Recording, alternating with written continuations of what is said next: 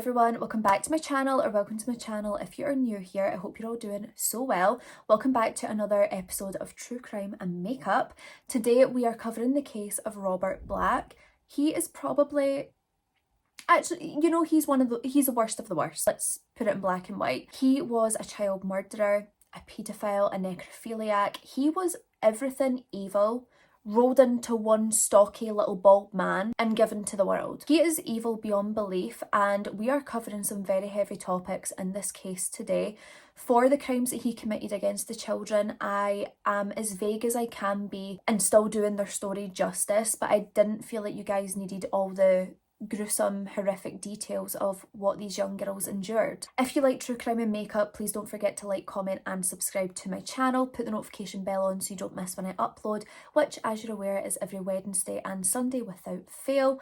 It always goes live at 7:30 p.m. British Standard Time as well, so keep that in mind. Any case suggestions can be sent to my email down below, or you can just leave them in the comments if you would prefer. Now, I do have a very quick mention for today's video. This video is in collaboration with Cryptic Killers. If you're not aware, Cryptic Killers is like a detective case game where you essentially get to become a detective for the day, or, you know, however long it takes you to figure out the case. I'm not judging you. Some of them are very difficult. Last night I had played the Merivale Manor case. It is a case based in the 1920s, and it's about this young woman who either has jumped or has been pushed to her death from the third floor balcony of the Merivale house, and you have to figure out what happened to her, and if it wasn't an accident, who done it. It also incorporates a bit of paranormal as well. There's apparently a poltergeist in the house that might be responsible. So who did it? I'm not going to tell you, but me and my sister, we did it. We got the killer correct, and I'm feeling very proud. The other case that I love by Cryptic Killers is Murder of a Millionaire. That one was the first one I ever played of theirs, well before this collaboration. Like, I think I got it maybe a year and a half ago, and it was incredible. Do you know what? I actually can't even pick a favourite because they're all amazing.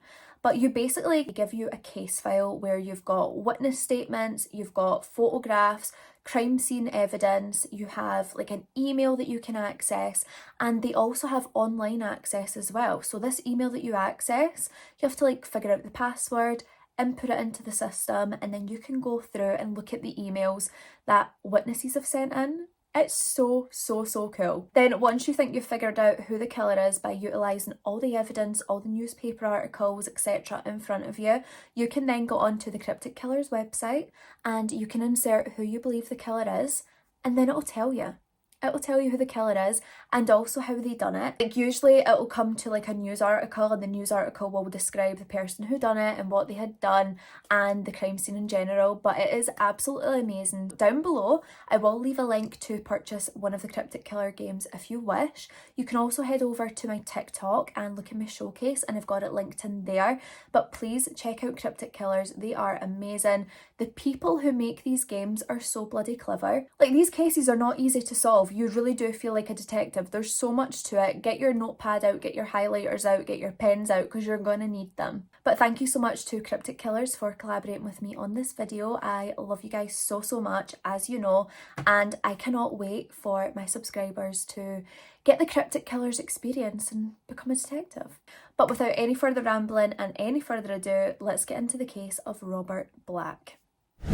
So Robert Black, he was born on April the 21st, 1947, and he was born in Grangemouth in Stirlingshire, Scotland. I am from Stirlingshire. Now, we would really call it Stirlingshire, right? Because we're Scottish and we need to overpronounce everything. But I think most people would refer to it as Stirlingshire. Stirlingshire just sounds better for me, okay?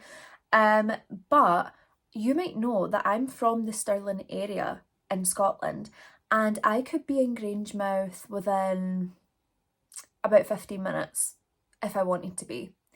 This is how close this man was to me, right?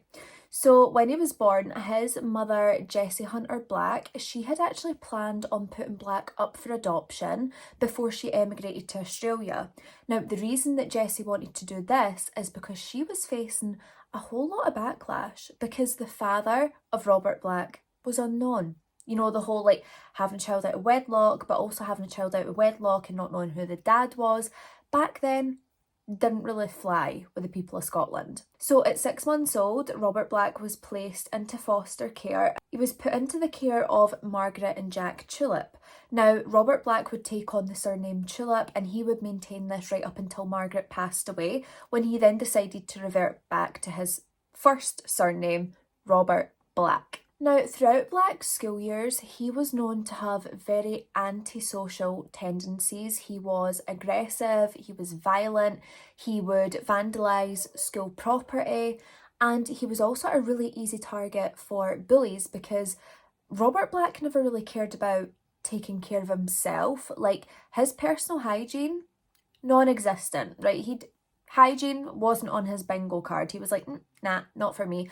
And children would actually call him Smelly Bobby Tulip, which, like, to us now would sound quite funny, but when I was younger, people would call me Anna Banana, and that was like the worst thing in the world at that time to me. I thought I was being bullied because people called me Anna Banana, and nowadays it's just like a cute nickname that people give me. But back then, Anna Banana, that was like spitting on my grave. Now, when Robert Black was just 5 years old, him and another girl from his school, they decided to compare their genitalia. So Robert Black and this girl, they go on to compare their genitalia, and Robert Black was obsessed with female genitalia, and he believed at one point that he should actually have been a female. Now, this obsession would only continue to grow as he got older, and his obsession grew for young girls' female genitalia, not older women, not women of his own age, younger girls, like the girl he seen when he was 5. Now, as Robert went through life, he started inserting objects into his anus, and he would continue to do this all through his life. Now listen, you do what you like. If that's your thing, you do that. However, when Robert started to do it, he was only 8 years old. That's not normal. Now, people would actually believe that Robert Black was being beaten by his foster parents. A lot of the time he would have like big bruises across his face and across his limbs. Now, Black was a chronic bedwetter, which, as we know, can actually be a sign of child abuse when, you know, they're wetting the bed more than the average child. Now, Black would later admit that because he was a chronic bedwetter, his foster mother would beat him black and blue because of the bedwetting. Now, once Margaret and Jack Tulip had passed away in 1958, Black was placed in the foster care of another family. Now, during his time with this family, he would go on to commit his first sexual assault when he would pull a young girl into public bathrooms and proceed to fondle her. Yes. Absolutely disgusting. And this foster family, when they found out from the police what Black did, they got him removed immediately. They wanted nothing at all to do with Robert Black when he is that kind of person. And I'm right there with them. I think what they made was the right decision. So after this, Black was moved into a mixed sex home within the Falkirk area. And during his time here, he forcibly made a girl remove her underwear. Now, because of this, he was kicked out of this home as well. I mean, he was regularly exposing himself to the female residents of this home. Like, he was disgusting. And then he was placed in Red House Care Home. Now, this was a highly disciplined establishment for like problematic young boys. So he was placed in the care there. It is said that he was abused by one of the workers, a male worker within that home for 3 years, which I could not have confirmed. I'd hate to say it didn't happen if it did happen, which obviously if it did, that would be horrific for him. But that will not excuse what Black goes on to do later. Now, in 1963, with the help of child welfare, Black was able to leave that home that he was allegedly being abused in, and he would move to an all-boys home in Greenock. At this point, he gets a job, he's a butcher's delivery boy, and he would later state that between his delivery services, he fondled/assaulted at least 30 to 40 young girls. Now, one summer evening in 1963, Black lured a 7-year-old girl to a deserted air raid shelter. When he got her into this air raid shelter, he proceeded to sexually assault her. Now, Black did this by grabbing her throat and strangling her until she was unconscious, and then he masturbated over the top of her body while she lay there unconscious. Now, the police arrested him the very next day for this offence, and psychiatrists would review him and run some tests, and they deemed this was just a one-off offence. Like, he's not going to be a repeat offender. This is just a one-off offence. There's no concerns here. So he was admonished of this and he was let go with a warning. For strangling a 7-year-old girl and masturbating over her body. If you're looking at me and thinking, Anna, your makeup's went back a step, I was not loving the whole liner vibe, so I've removed that and I think I'm going to go in a different direction. So stick with me. But anyway, so once Black moves back to Grangemouth, he wound up getting a serious girlfriend, and it was so serious that he did ask this girl to marry him. She refused because she said that his sexual demands were too much for her. Then, in 1966, Black's landlord had actually discovered that Black had been sexually molesting their granddaughter. They obviously evicted Black right away, but they didn't go to the police about this because they were worried that they would traumatise their granddaughter further, which, like, I totally get. I just wish that they had went. Now, soon after that, Black lost his job, so he returned to Kinlochleven, and he moved in with a couple and their 6-year-old daughter. Now, within a year of him living with this couple and their 6-year-old daughter, the couple had to report Black to the police for continuously sexually molesting their daughter. So he was sentenced to a year in Pullman Borstal, and this was like an institution that specialised in training and rehabilitating serious youth offenders. Then in September of 1968, just 6 months after his release, he moved away to London and he lodged in a bedsit that was very close to King's Cross. Then between 1968 and 1970, he worked various casual jobs. Now, one of the casual jobs that he had was a lifeguard at like this public swimming pool. And of course, he was fired yet again for fondling a young girl. Now, it was around this time that Black had started to collect photographic child pornography. He then went on to collect videos of child sexual abuse, and he would also photograph young children at these public swimming pools. In a Stamford Hill pub, Black would meet a couple. Black had met Kathy and Edward Drayson, and he would live with them right up until his arrest. Now, in 1976, Black would obtain a permanent job, and this job was for Poster Dispatch and Storage Ltd. Now, this job would allow Black to travel all over the UK, so UK, Northern Ireland, and also like continental Europe. And of course, with this job, Black develops a wide array of knowledge regarding the UK road network, how it operates, when it's busy, when it's not, and this would allow him to abduct children from different areas and then take them hundreds of miles away to throw police off any sort of scent. And he also hoped that this would lessen the possibility of police finding the bodies. Now, it's also worth noting that throughout this period of time, Black would revamp his appearance quite a lot, right? He would always have like what he would think is a little glow up to disguise himself. So like one minute he'd have a big beard, the next minute he'd be clean shaven, he would grow his hair, shave his head, change out glasses, and he did also cover the rear windows of his van with curtains. I wonder why. So on the 12th of August 1981, 9-year-old Jennifer Cardy was last seen by her mum around 1:40 in the afternoon. She was cycling to her friends in Ballinderry, County Antrim, and unfortunately she would never arrive.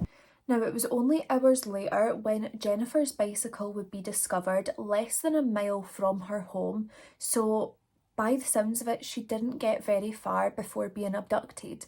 Now, one of the main things that they did realise when looking at Jennifer's bicycle is it had the stand down, like the kickstand, where you can sit your bike up, so it looked as though Jennifer had got off her bike to speak to someone. Now 6 days later, Jennifer Cardy's body would be found by 2 people in a reservoir, and the reservoir was near like a lay-by in Hillsborough, so like a lay-by where you would pull your car in. Now pathologists had noted signs of sexual abuse on both Jennifer's body as well as her underwear, and they also noted that her cause of death was drowning and strangulation. They also were able to note that the watch that Jennifer had wore on her wrist stopped working at 5:40. Now that was 4 hours after Jennifer had went missing, which led them to believe that she had been abducted shortly after she left her home, but was alive and suffering for around 4 hours. The reservoir that Jennifer's body was found in was very close to a route that would be frequented by long distance delivery drivers. Black's a long distance delivery driver. But this reservoir could also be seen just yards away from the lay-by. Now, police did believe that this killer probably travelled extensively up and down this route whilst making deliveries. Now, on the 30th of July 1982, 11-year-old Susan Maxwell would be last seen alive around 4:30 when she was crossing the bridge over the River Tweed. Now, it is thought that she was abducted only minutes later from when she was last seen alive. Now, the very next day after Susan had been reported missing, they done an extensive search. So they got the search dogs out, and there was also 300 police assigned to this case alone. Now, many people had reported that they had seen a white van within the area that looked a bit suspicious. And one person had said that the van had been parked in a field gateway, and this was just off of the A697. Then on August the 12th, Susan Maxwell's body would be found. She was found by a lorry driver, and at the time that she was found, due to the decomposition, the time of death could not be determined for Susan. Devastatingly, Susan had been bound, gagged, and her underwear had been removed and folded neatly under her head, which of course suggested sexual assault. Now, an inquest had confirmed that Susan had died very shortly after being abducted. They were also able to conclude that Susan's body had remained within Black's van for at least 24 hours, either dead or alive. Now, the reason they know this is because he had a delivery schedule, which meant that he was going to Dundee, Glasgow and Edinburgh. Now, he finished his deliveries at midnight on the 30th of July. So the following day he returns from Glasgow to London, and this is where he would discard of Susan Maxwell's body. Susan's body would be found at the side of the road, and her body was discovered 264 miles away from her abduction site. Like, quite clearly, this guy is absolutely a delivery driver, but how terrible is this case in the sense of the police trying to work out who this could be? So now we're going to head to July the 8th, 1983. 5-year-old Caroline Hogg was last seen playing outside her beach lane home in Portobello. Now, Portobello is like a suburb in Edinburgh. It's a really gorgeous place and it's really popular actually. Now, when Caroline Hogg did not return home at 7:15 p.m, her family went out and searched the streets for her. Maybe she had just missed her curfew. But this wasn't like Caroline. Now, a young boy had told them that they had seen Caroline with an older man on the promenade. So the family go, they check there, maybe she's still there talking to this man, and devastatingly, Caroline was nowhere to be found, so they contact the police. At the time of this case, this would be the largest search party in Scottish history. They had over 2,000 volunteers, there were 50 Royal soldiers helping, and everyone was really just banding together to find this beautiful little girl and hopefully bring her home safe. Now, 9 known paedophiles were identified as being in the area on July the 8th. So they look into these paedophiles and they very quickly realise that they can be excluded from the inquiry. Their alibis check out. Now, a witness stated that they had seen Caroline sitting on a bench with an older man. The man was described as being unkempt, black, who doesn't like to look after his hygiene, unkempt, balding, and had like horn-rimmed glasses on. Now, apparently this man was just sitting watching Caroline as she played, and then he approached her and took her hand and they walked together towards the fairground. Now around 7:30 p.m, another witness had spotted Caroline and this man leaving the fairground, and Caroline looked scared. Now horrifically, on July the 18th, young Caroline's body would be found naked and lying in a ditch next to the M1 motorway. This was 310 miles away from Caroline's abduction site, and it's also worth noting that it was just 24 miles away from where Susan Maxwell's body had also been discovered, which I think is kind of a clear link between the cases. Like, I know 24 miles might seem like a lot, but in this case it's really not. Now sadly, the precise cause of death could not be determined due to the level of decomposition that had already taken place on Caroline's body.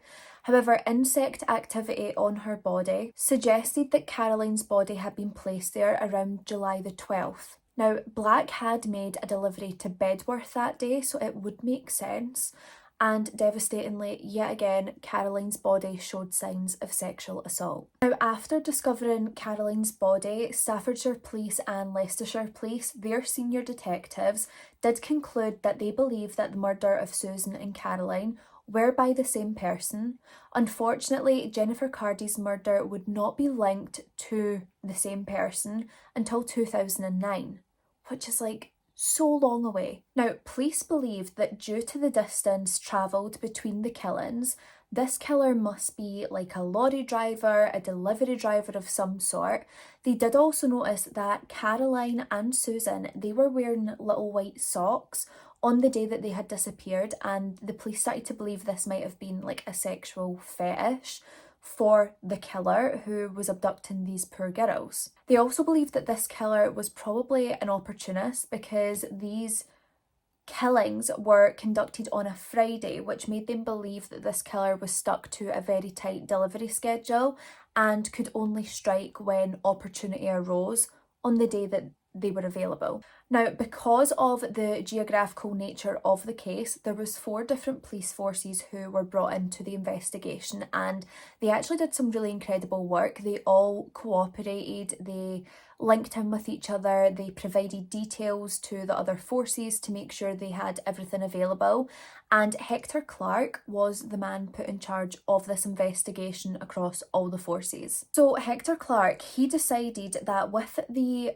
information pertaining to the murders of these 2 young girls, he was going to bring in a computer database referred to as the Holmes database, and he was going to store all the information relating to Susan Maxwell and Caroline Hogg's murder.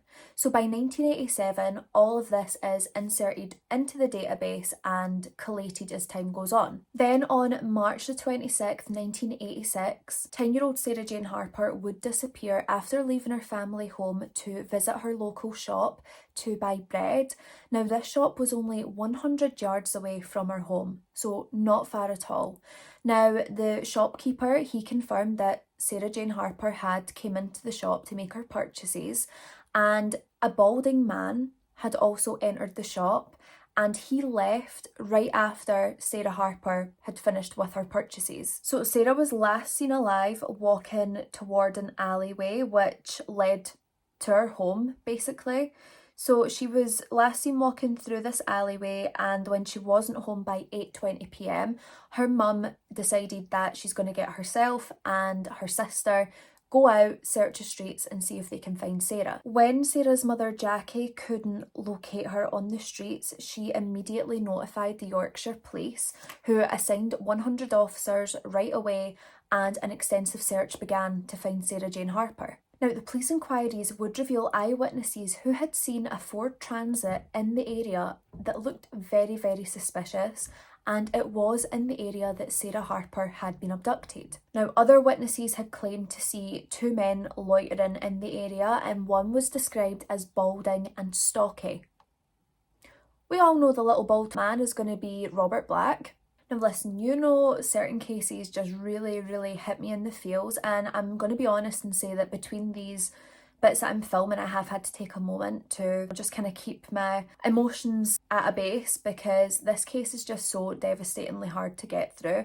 But this bit in particular just really, really gets to me. On April the 3rd, a conference would be held, and basically Sarah's mum would speak at this conference to appeal to the public and have people look out for her daughter and hopefully appeal to the person who has her to bring her home. And devastatingly, Sarah Harper's mum would say the following: "I just want her back. Even if she's dead, if someone would just pick up the phone and tell us where the body is." That is a desperation of her family. They just want her back. If she's dead or if she's alive, they just want to know that they have her back in their safety and to have their last moments with her. It's so horrible to think that a mum is having to come to terms with the fact that her daughter might have been murdered. Then on the 19th of April, a man would find Sarah's lifeless body floating in the River Trent near Nottingham. This was 71 miles away from Sarah's abduction site. Now, Sarah was partially dressed and she was gagged and bound. It was concluded that Sarah had died between 5 and 8 hours after she had been abducted, and I don't even want to think about what she would have went through and suffered in those 5 to 8 hours. Now, her death was ruled as a drowning. However, I will also reveal the other injuries that they found that could have contributed to her cause of death. So Sarah had suffered the following injuries. So injuries to her face, forehead, head and neck. These would have knocked her unconscious. And Sarah had also been the victim of a severe and sustained sexual assault, and pathologists would describe her injuries as simply terrible.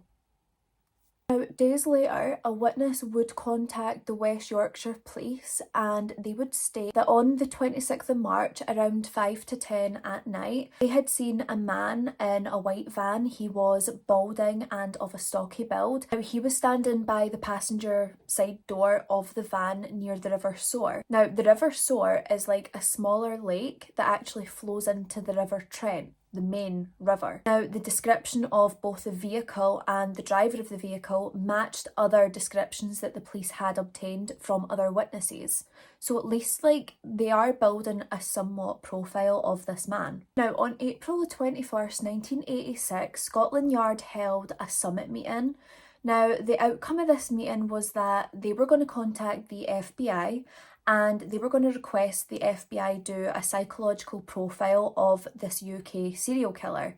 Now, this would get complete, but not until early 1988. Police went on to use the Holmes database that Hector Clark had introduced to the investigation, and using this, they were hoping that they would be able to identify convicts that had been convicted previously of child abduction or attempted child abduction or indecent assault of a child or child sexual assault, all of the above. They were hoping that they might find a suspect who, had committed these crimes previously that they could speak to. So all the UK police forces are checking their databases to see if they have anyone convicted of those offences within 10 years of 1982. The first murder that had occurred. Now, the numbers were narrowed down to 40,000 people who matched this description. Now, Black's name would not be included in this because his conviction was back in 1967. They're only spanning a time of 10 years, which would be 1972 to 1982.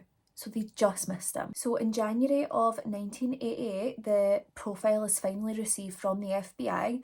The FBI conclude that this would be a white male between the age of 30 to 40 years old, although they believe that he would be closer to 40 years old, and he would be a loner kind of guy. He would also be unkempt in appearance, which, matches Black, and would also have less than 12 years of formal education. They also believed that he would live alone in lower middle class neighbourhood and possibly in rented accommodation. Now, they also confirmed that the motive for the child killings would be of a sexual nature, and this is most likely a man who is obsessed with child pornography, child sexual abuse being depicted. It's also likely that he retained souvenirs from his victims and engaged in necrophilic acts after their death. Then in April of 1988, Black would attempt to abduct a 15-year-old girl by the name of Teresa Thornhill.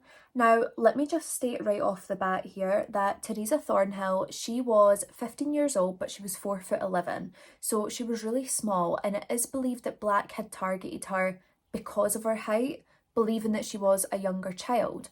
Now, Teresa had been at the park and there was a local gathering between you know, her friends and things like that. She was also there with her boyfriend, Andrew Beeston. Once the gathering had finished, they started to walk home together. So Teresa and Andrew, they had parted ways at Norton Street, and as they did, a blue transit van had drove slightly up ahead Teresa and sort of pulled in. The guy got out and he was kind of like fussing at his passenger side door. As Teresa starts to walk by him, he says, "Can you fix engines?" Like, she's a young, of course she can't fix engines. But Teresa says to him, like, "No, I can't fix engines." So she starts to briskly walk away. However, as she's doing this, Black comes up behind her, covers her mouth to almost smother her, grabs her stomach and tries to wrestle her into the van. Now, Teresa kicked and screamed and she was trying to free herself, and I love this from Teresa. She grabbed him by the balls, by the testicles, and she squeezed and squeezed. This allowed his grip to loosen enough that she bit down on his right forearm, and he shouted at her, like calling her a bitch because she bit the man trying to abduct her. Now, Teresa is kicking and screaming at this point, and she's like braced her feet on the van, like the side of the van, so she like can't be put into it basically. So they're fighting, he's trying to get Teresa in the van, she's trying to get out the van, and Andrew must have heard everything that's going on because he came storming up to the van and shouted, "Let go of her, you fat bastard." Like, Teresa and Andrew, what a great couple. Now, because there was obviously an eyewitness, Black very quickly dropped Teresa Thornhill to the ground, got in his van and tried to take off. Then on July the 14th of 1990, a 53-year-old David Hurst, who was a retired postmaster, he was out mowing his front garden. Now, he's mowing his front garden and suddenly he sees a blue transit van come to a standstill across the road. Now, the driver exits and goes around the passenger side door. Now, Herrick's neighbour's 6-year-old daughter started to walk by where this blue transit van was. So Herrick's kind of like stoops down to gather up all the grass cuttings from the mowing that he was doing, and as he does this, he can see under the blue transit van and he witnesses the 6-year-old girl's feet be lifted off the pavement. Now, as he straightens up, he can see the driver shove something or someone into the passenger side door and then jump back in the van. Now, Herrick's very quickly realises that what he has just witnessed is an abduction, so he immediately takes down the registration plate, gets all the details. He then runs over to the neighbour's house, whose daughter it was that had just been abducted, and they all call the police. So the police arrive within 6 minutes and they begin to interview David Herrick, who is quickly telling them what he had seen. He starts to describe the driver and then he's describing the van, the blue transit. And then the blue transit van starts to come toward them. Wherever it had went, it had almost done like a circle and it's driving toward them. And David Herrick is like, "Oh my God, that's the van. That's the guy there. That's who you want." So the police very quickly jump out in front of Robert Black's van and this brings it to a halt. They get him out of the driver door and they immediately arrest him.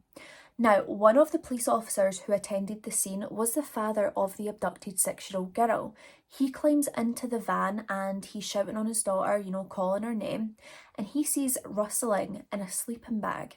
He goes over and undoes the drawstring and there he finds his 6-year-old daughter who is bound and gagged. And she also had a hood tied over her head, and it was said that if they hadn't discovered that little girl, she would have died within 15 minutes of suffocation. Listen, on the way back to the police station, Black was up front, kind of, but not really, and he said the following to the police. "It was a rush of blood to the head. I have always liked little girls since I was a lad.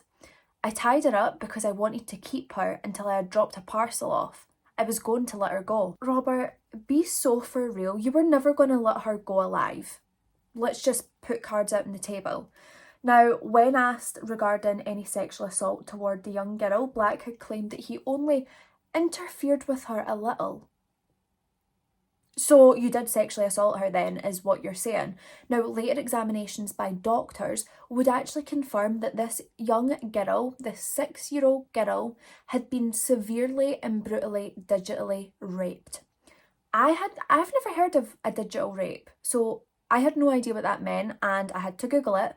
And just in case you're not aware, it's basically when fingers are used to penetrate the vagina or anus. Yeah, that's digital rape, and apparently it was very severe and she did have injuries from it. So of course, police go on to search Black's van to see what they can find inside it. So in the van, they had found assorted ropes, they found a mattress, they found little girls' clothing. They also found sticking plaster, hoods, they found a Polaroid camera, they found a bunch of sexual aids. Now, Black would go on to say that the reason that the young girl's clothing was in there was because he would pull into lay-bys, dress up as a little girl and masturbate. Yeah. Now, they also conducted a search of his lodgings, and this would reveal so many different forms of child pornography. He had magazines, books, photos, videos. There was 50 videos depicting child sexual abuse. There was books on this, and they also found 6 pairs of glasses from young children. They also found a semen-stained copy of a newspaper article regarding Teresa Thornhill's attempted abduction. Like, what the hell? Now, on the 10th of August 1990, Black was tried and convicted for the attempted abduction of the 6-year-old girl. Now, Black openly expressed his sexual deviance toward children, and he even said that he would be willing to accept help.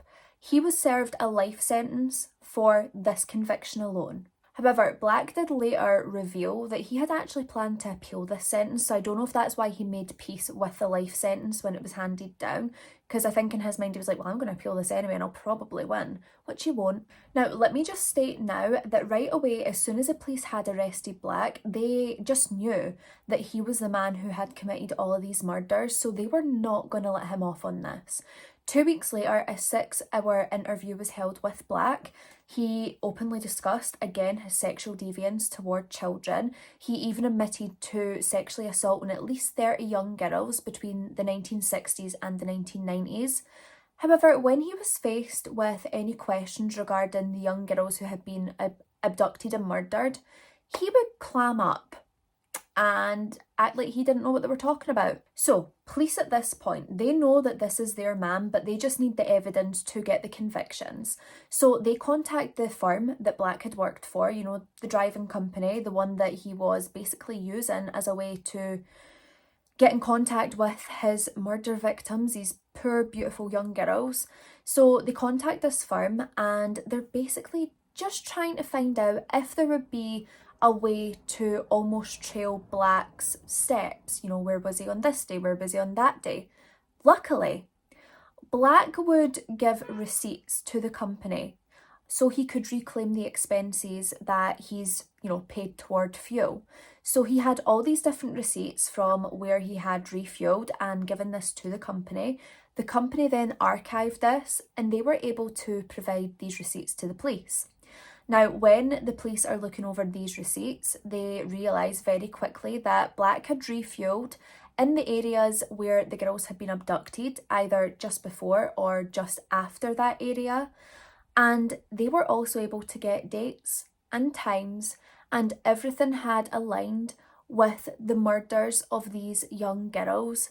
So the police, they have their evidence. They have the evidence and they have their man. Now, on 13th of April 1994, Black would plead not guilty to the 10 convictions that he was up against for kidnapped, attempted kidnapped, murder and preventing lawful burial of a body. And then on May the 19th, 1994, Black was convicted on 3 counts of kidnapping, 3 counts of murder, and 3 counts of preventing a lawful burial of a body. He was also convicted of 1 count of attempted abduction. That was for 15-year-old Teresa Thornhill, who was able to fight him off. A life sentence was given to Black for all of these charges and he would have to serve these concurrently. So a life sentence at this point would have been 35 years, but he had basically 10 counts of 35 years to go with.